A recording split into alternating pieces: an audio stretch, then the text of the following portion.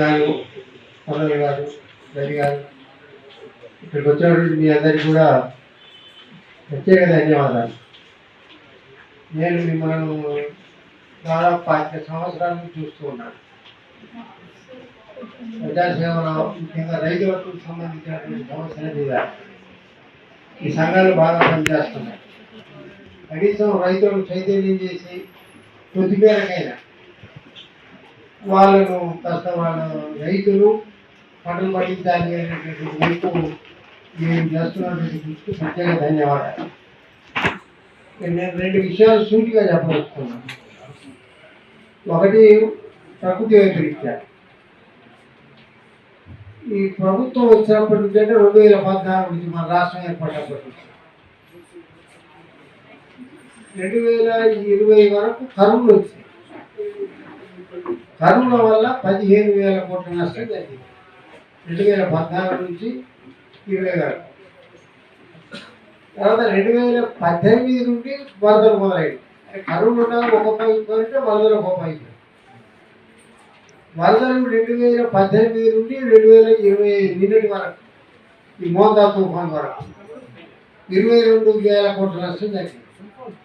అదొక 15, ఇది ఒక 22, అంటే దాదాపు 37,000 కోట్ల నష్టం జరిగింది తెలంగాణ రాష్ట్రం.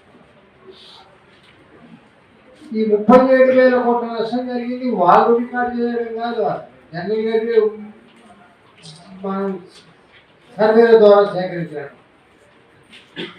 దీనికి రాష్ట్ర ప్రభుత్వం ఎలాంటి పరిహారం ఇవ్వాలి. గత ప్రభుత్వం, ఈ ప్రభుత్వం కూడా అదే 50 కోట్లు, 40 కోట్లు, 50, 20 కోట్లు ఇస్తున్నామని చెప్పి ప్రకటించడం.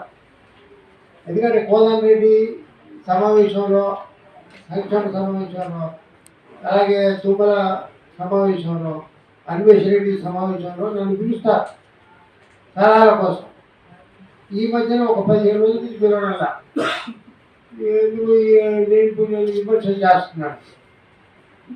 కానీ రాష్ట్రంలో ఉన్నటువంటి రైతుల్లో ఇంత నష్టం జరుగుతూ ఉంది. ఈ సంవత్సరం మొన్న చెప్పిన తుమ్మల చెప్పిన ప్రకారమే 4,80,000 కోట్ల పంట నష్టం జరిగింది ఈ మోందా తుఫాన్ వల్ల. వాళ్ళు చెప్పిందే, ఇంకా కరెక్ట్ అంచనా కాదు. కానీ ఆగస్టులో నష్టం జరిగింది. విత్తనాలు వేసిన తర్వాత 2వ విత్తనాలు వేశారు.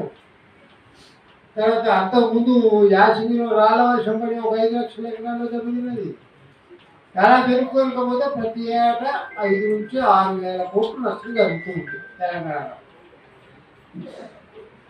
మనకు 2000 సంవత్సరం నుంచి మనం ఫసల్ బీమాల నుంచి లేవు, బయటకు వచ్చేసాం 20 నుంచి.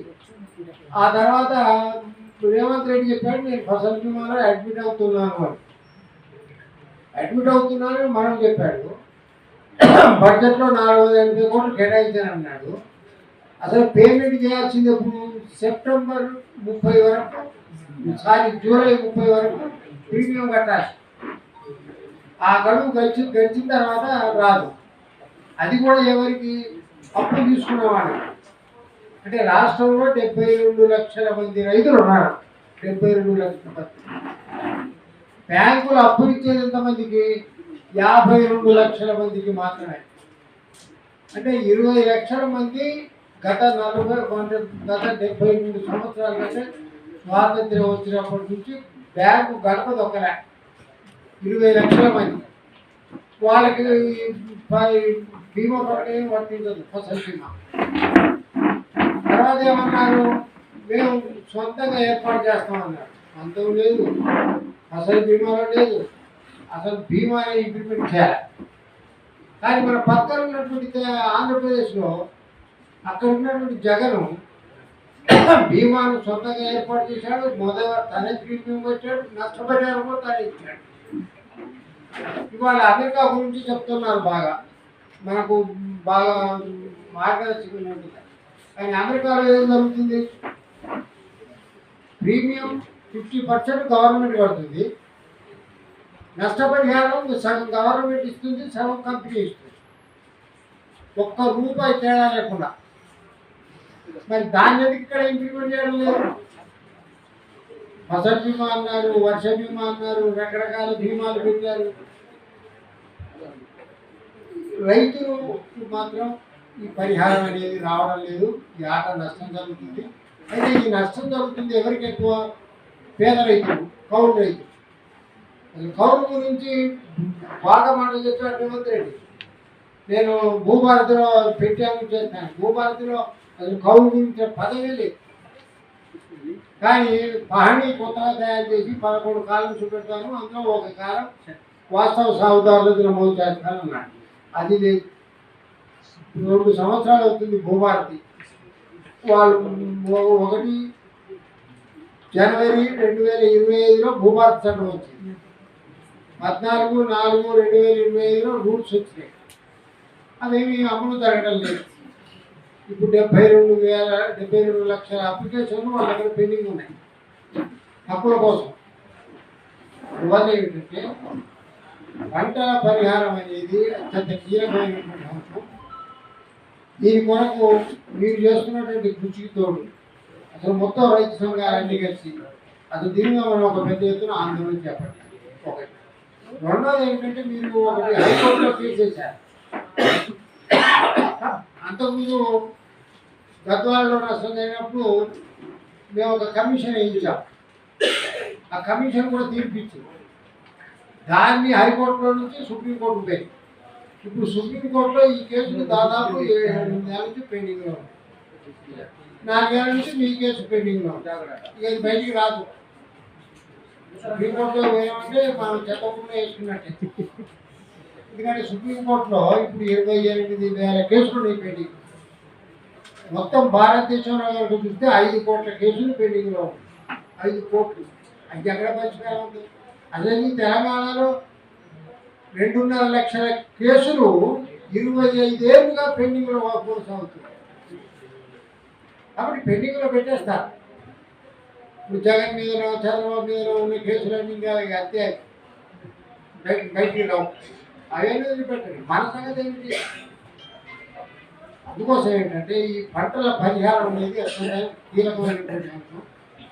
దీనికి ఒక స్పష్టమైనటువంటి ప్రీమియం చెల్లించడం, వాళ్ళకు లాభాలు వచ్చినాయి. ఈ ఎవరైతే ఈ ప్రీమియం కంపెనీలు ఉన్నాయో 10 కంపెనీలు వాళ్ళకి ఏటా 4,000 కోట్ల లాభం వచ్చింది. కేంద్ర ప్రభుత్వం 18,000 కోట్లు ఏటా బడ్జెట్ కేటాయించుకోవచ్చు.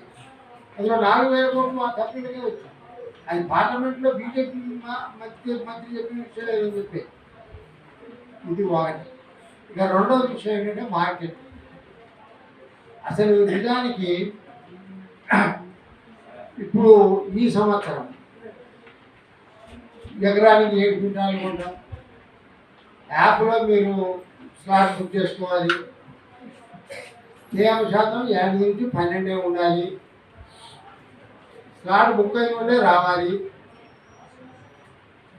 అది 8,110 ఇవ్వాలి అని చెప్పంటే స్టేబుల్ ఎంత ఉండాలి? 23, 28, 29 ఉండాలి అని చెప్పి చెప్తున్నా. అసలు యాప్ బుక్ చేయడం గురించి మన సంగతి వదిలిపెట్టండి. సిసిఐలో ఉన్న అధికారి వాడు ఫోన్ ఆపరేట్ చేయగలరా? మంచి సంగతి వదిలిపెట్టుకోండి. గ్రాడ్యుయేట్ ఫోన్ ఆపరేట్ చేయడం అనేది అసలు ఎంతమందికి వస్తుంది? ఇప్పుడు నేను ఇక్కడికి వచ్చాను ఆటోలో, ఆయన 100 రూపాయలు ఇస్తే వాడు 60 రూపాయలు తీసుకొని 40 చేయాలి. నాకంటే వాడు ఏం చేయాలి? ఫోన్లో ఆన్లైన్ పెట్టమంటాడు. అంటే ప్రతిదీ ఫోన్లో ఆన్లైన్ పెట్టమంటే అసలు మన దగ్గర ఇప్పుడు గ్రామీణ ప్రాంతాల్లో 50 సంవత్సరాల వయసు దాటినటువంటి వాళ్ళలో 50% మందికి అక్షరాలు రావు,